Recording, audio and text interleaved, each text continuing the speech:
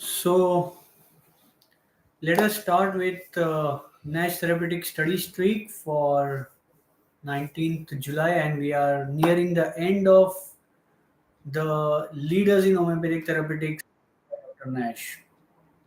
If you are a homeopath and if you want to get the confidence in your clinic year on year, and if you want to get the motivation from the master who had his own struggles, Dr. Nash is the one who is going to be your, beacon of light in darkness.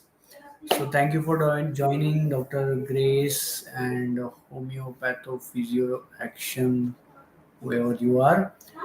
Uh, we'll start with the first remedy which Dr.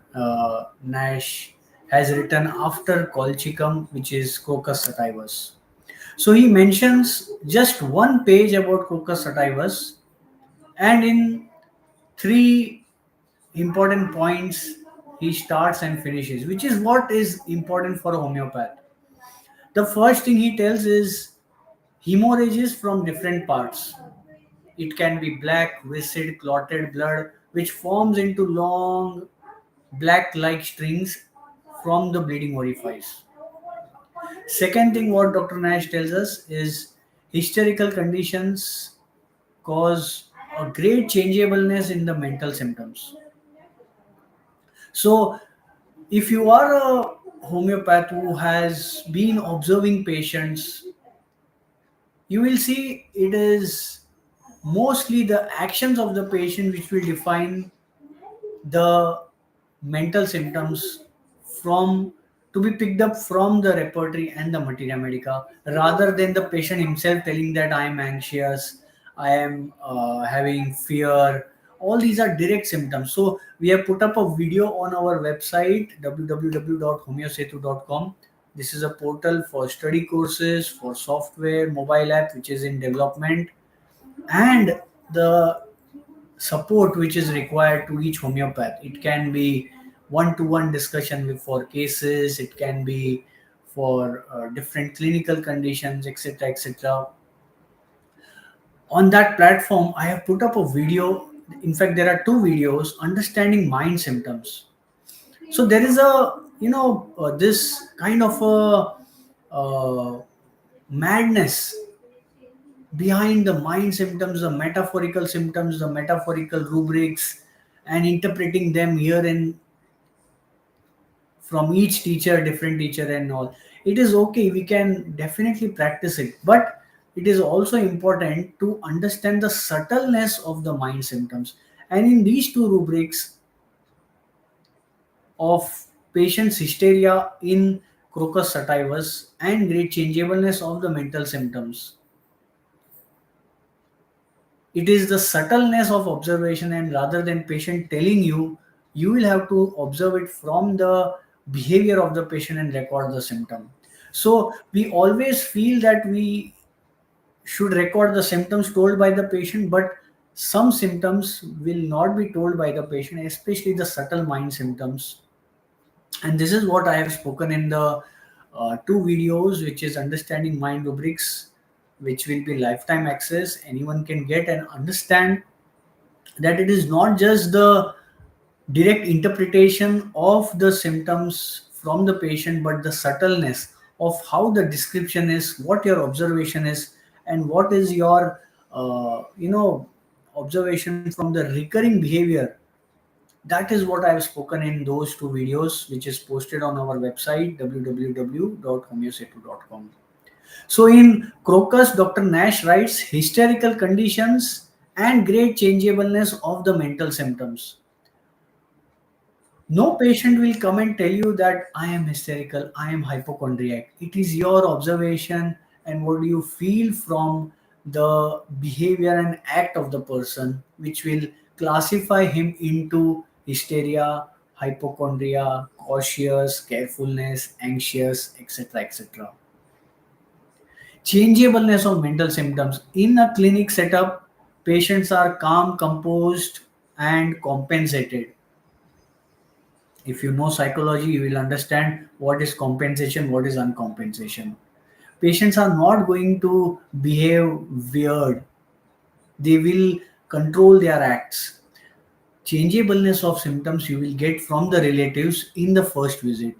Changeableness of the mental symptoms from the patient you will get only after deeper inquiry, deeper trust and rapport, and in the subsequent follow-ups you will see that there will be some life situations which the patient will tell, which will denote the changeableness of symptoms.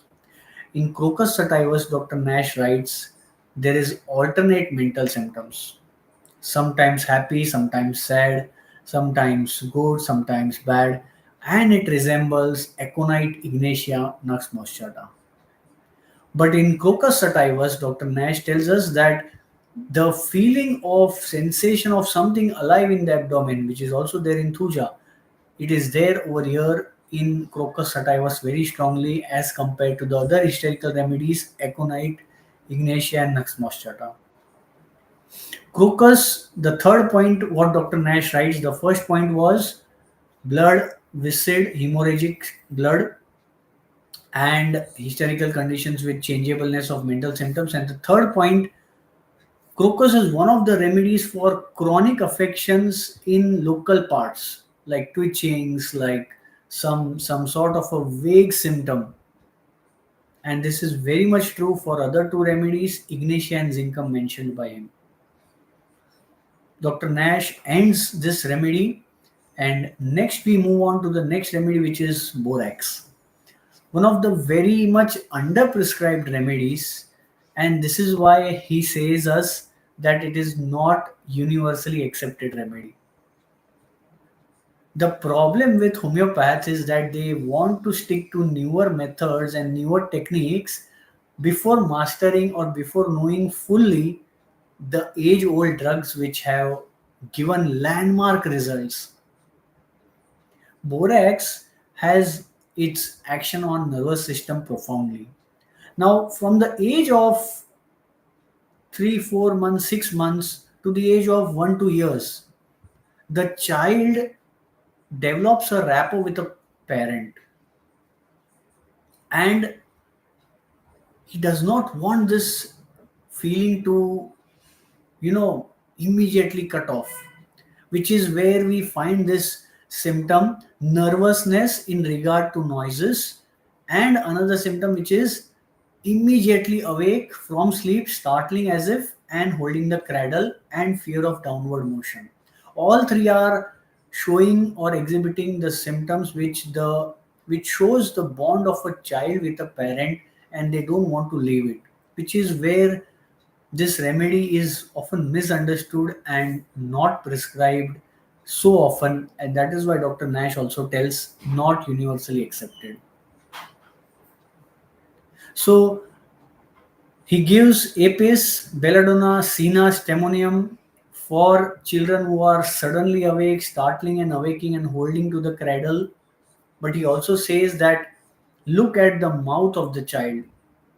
If it is hot and sore or there are aphthous ulcers, think of borax. And he gives another concomitant symptom, eyelashes become gummy and stick together or they turn inward.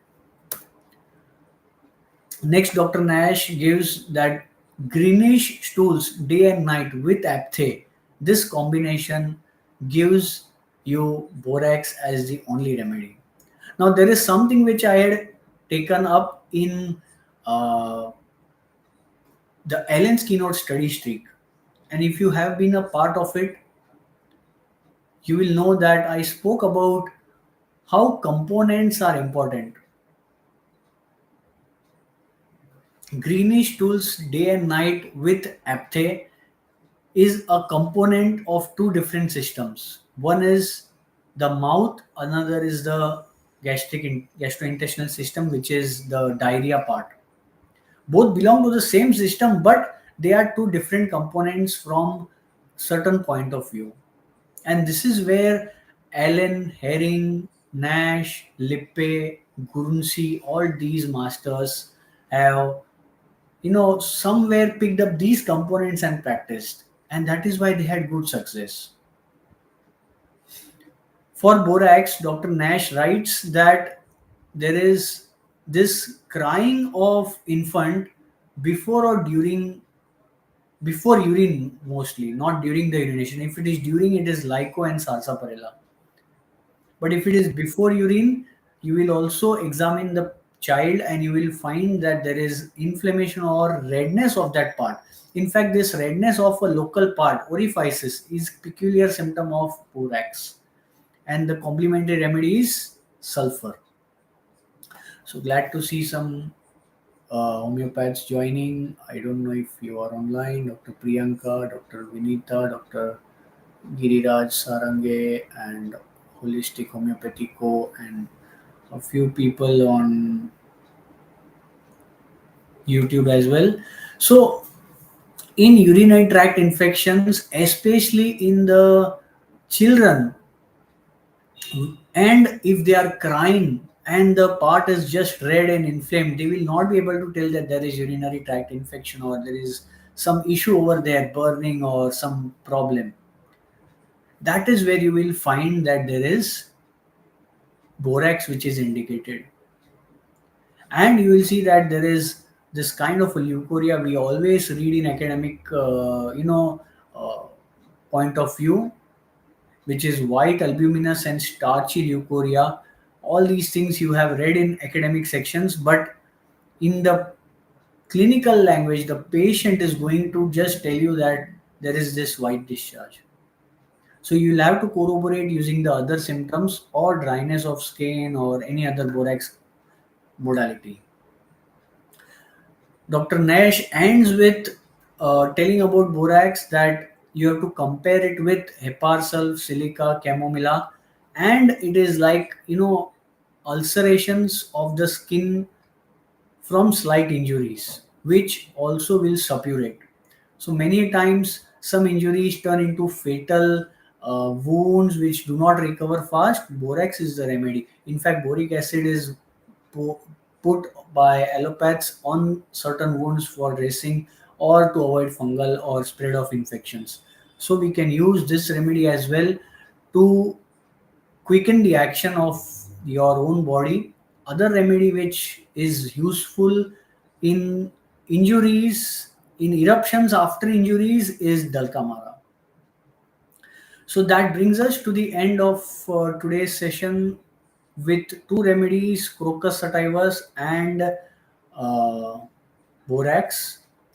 And if you are just thinking that homeopathy is very complicated, you don't know where to start, where it ends, there is a lot to read, just stick to two, three basic books: Allen's Keynotes, Nash Therapeutics, Boric Materia Medica, that's all. Your practice will, at least you will be happier and your practice will run very smoothly. Nash is a book which will give you the confidence you require every day, in and out, in your everyday practice. And that is why I took up this book. That's all from my end. Follow Homeo for information on study courses and software and mobile app which will be launching soon. And if you wish to watch any new videos which has some information, log on to our website www.homeosetu.com and you will find a few videos and you can start your clinical studying with us.